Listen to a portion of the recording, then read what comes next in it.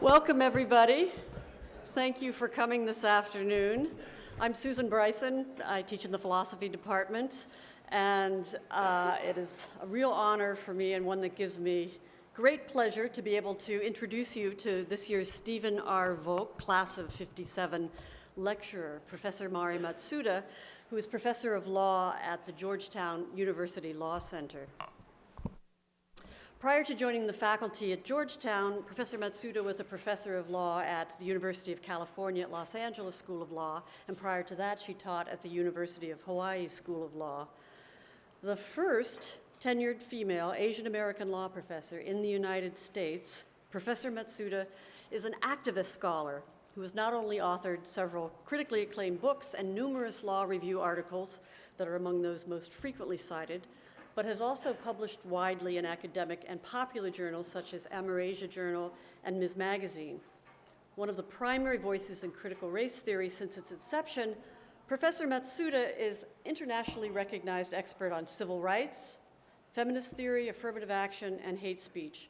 Her books include Called from Within, Words That Wound, Where Is Your Body, and We Won't Go Back, Making a Case for Affirmative Action, which she co-authored with Charles Lawrence.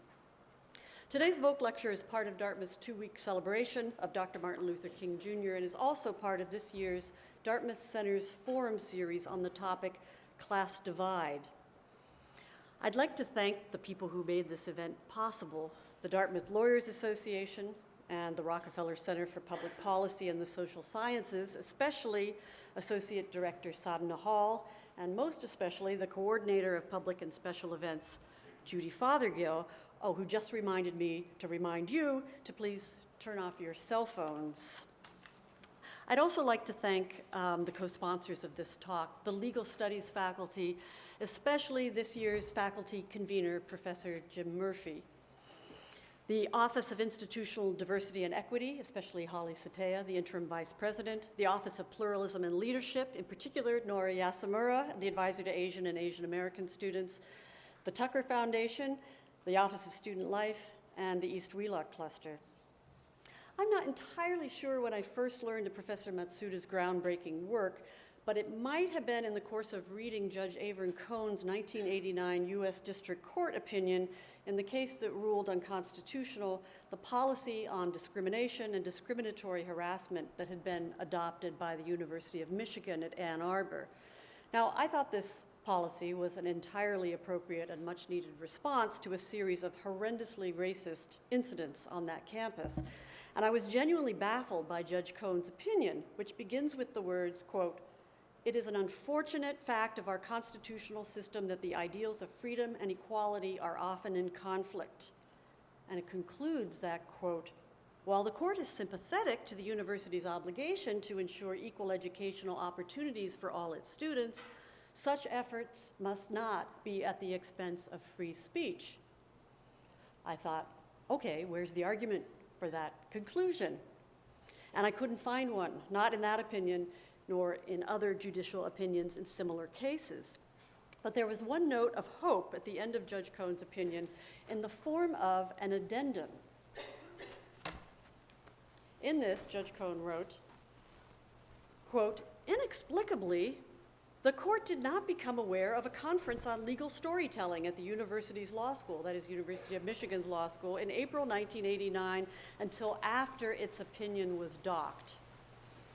Important for consideration of a broader perspective of the issues put by the policy and the court's holding of unconstitutionality under the First Amendment is a paper delivered at the conference by Mari J. Matsuda, Public Response to Racist Speech, Considering the Victim's Story, which was then published in the Michigan Law Review.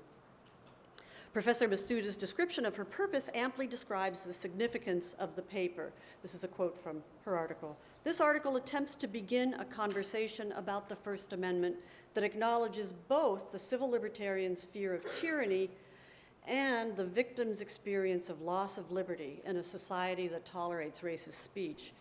It suggests criminalization of a narrow, explicitly defined class of racist hate speech to provide public redress for the most serious harm, while leaving many forms of racist speech to private remedies.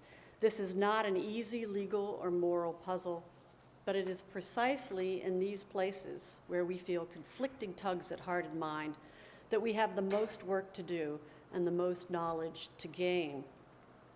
Another area in which we currently have the most work to do and the most knowledge to gain is that of the inequities in our country's public education system. Professor Matsuda is currently at work on a book on this subject with Charles Lawrence, and her Voc lecture this afternoon is entitled Emancipation from Mental Slavery, Public Education and Social Change. Please join me in welcoming Professor Mari Matsuda.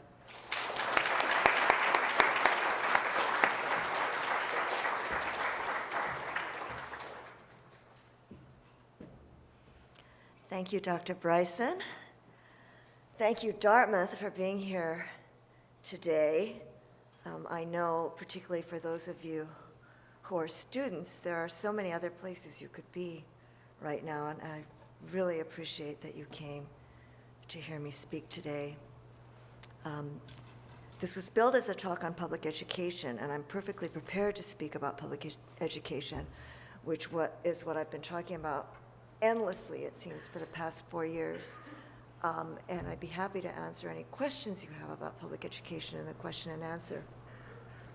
And I am going to touch on public education, but there's a bigger question pushing me, and that's the social change part of my talk.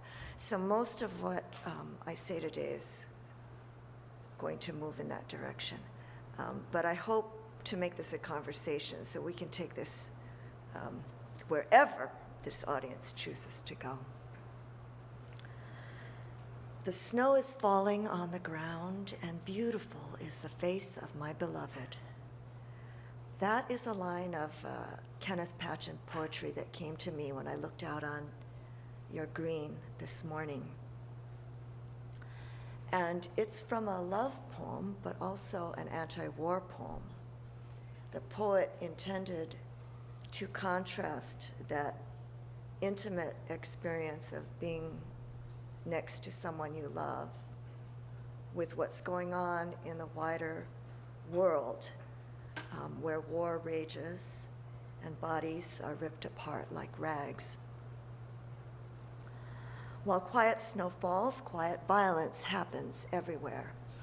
In Washington, D.C., where I live, a couple of weeks ago, a mentally ill mother was found in her home with the bodies of her 4 dead children, bodies that had been sitting there, the police think, for about 6 months. In the nearby suburbs, a child died because he had a toothache, a cavity, that went untreated until it became a brain abscess. In both of these cases, a caring person anticipated disaster. A school social worker called the police. You've got to get into that house. I haven't seen these children in school. Something's wrong. And she called several times, and we have recordings of those phone calls. A legal aid lawyer tried to help the mother of the child with the cavity. She went from dentist to dentist. Will you take Medicaid? No.